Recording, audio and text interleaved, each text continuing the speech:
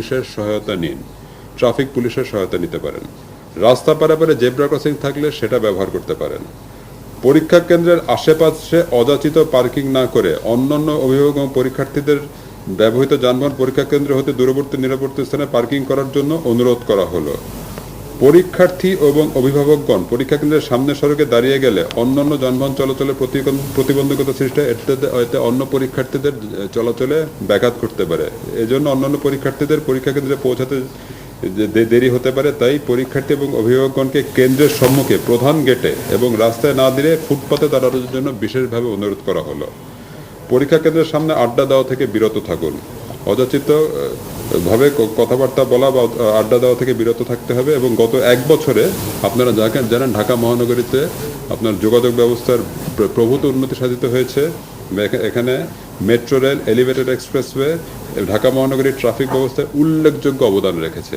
যারা পরীক্ষার্থী যারা পরীক্ষা কেন্দ্রে গমন করবেন তারা এই ক্ষেত্রে এই মাধ্যমগুলো অত্যন্ত সহায়ক ভূমিকা পালন করতে পারে।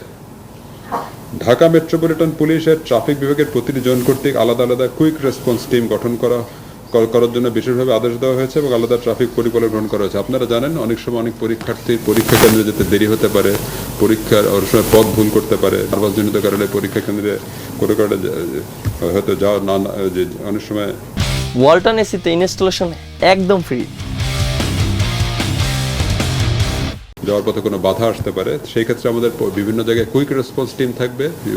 এই বছরের এসএসসি পরীক্ষার সময় এবং গত বছর তার আগে সবসময় কুইক রেসপন্স টিম কিন্তু এরকম অনেক পরীক্ষার্থীদেরকে পরীক্ষার কেন্দ্রে পৌঁছে দেওয়ার ক্ষেত্রে একটা দৃষ্টান্তমূলক ভূমিকা পালন করেছে এবং এটা কিন্তু সর্বমনে প্রশংসিত হয়েছে। এবারও কিন্তু অতীতের অভিজ্ঞতার আলোকে এবারও আমরা প্রত্যেকটি বিভাগে কুইক রেসপন্স টিম রাখার জন্য বিশেষভাবে অনুরোধ করেছি এবং প্রত্যেকটা ডিভিশনে আমাদের কুইক রেসপন্স টিম থাকবে।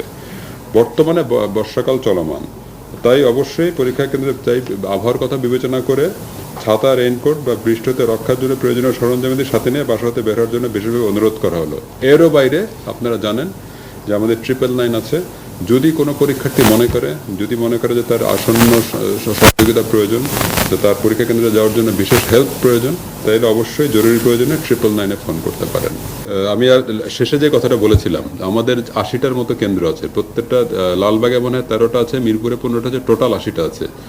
প্রতিবারই যেটা থাকে যে সম্ভাব্য যে কেন্দ্রগুলো থাকে, কেন্দ্রগুলোর যে সম্ভাব্য রুট থাকে, সেই রুটগুলো কিন্তু আমরা বিবেচনায় নেই এবং সেই রুটগুলোর বিভিন্ন ইন্টারসেকশন বা বিভিন্ন পয়েন্টে যেখানে যে কনজেশন হতে পারে, যেখানে উন্নয়নমূলক বা খোরাখুরির কাজ আছে, সংস্কারমূলক কাজ চলছে, বা যেখানে অতীতে দেখা গেছে যে ট্রাফিক জ্যাম পিক আওয়ারে হতে পারে, সেই জায়গায় আমাদের বিশেষ ব্যবস্থা থাকবে এবং আমাদেরকে রুট ভিত্তিক আমাদের চলাচলের পথটা আমরা অগ্রাধিকার দিব এবং যেন পরীক্ষার্থীরা নির্বিঘ্নে, যেন স্মুথলি, কমফোর্টেবলি, নিশ্চিন্তে যেন পরীক্ষা কেন্দ্রে পৌঁছাতে পারে, সেই ব্যবস্থা আমাদের থাকবে।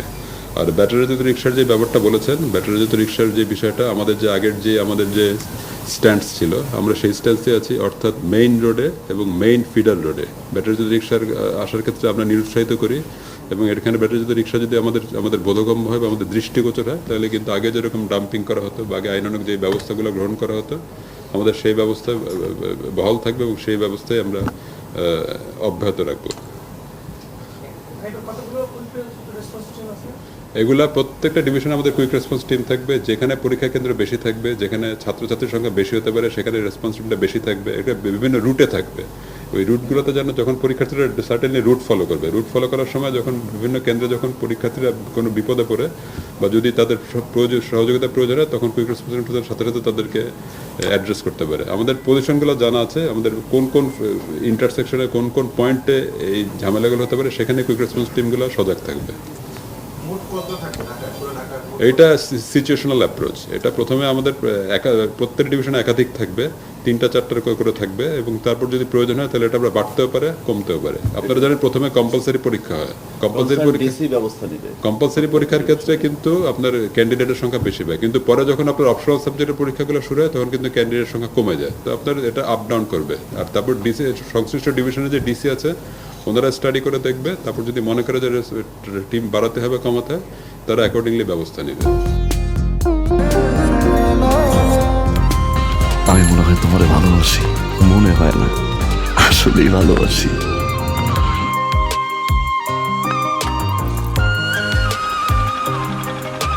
আপনি যে আমাকে ভালোবাসেন আমি টের পাই।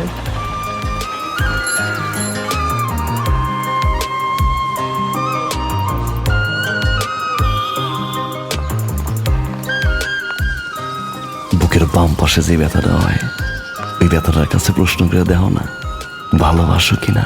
টাকা 10 টাকা 10 টাকা ঘুরাইয়া দেখেন ভাগ্যের চাকা লটারি লটারি লটারি।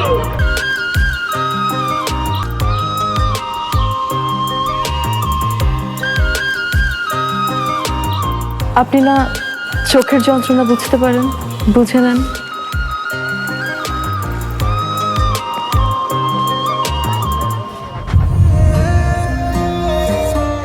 কিন্তু পুরো জগৎ মিথ্যা বলতে পারে, মানুষের চোখ কিন্তু কখনো মিথ্যা বলে না। তোমার ওই চোখ বলে তুমি আমারে ভালোবাসো। আপনি কি আমায় দেখছেন?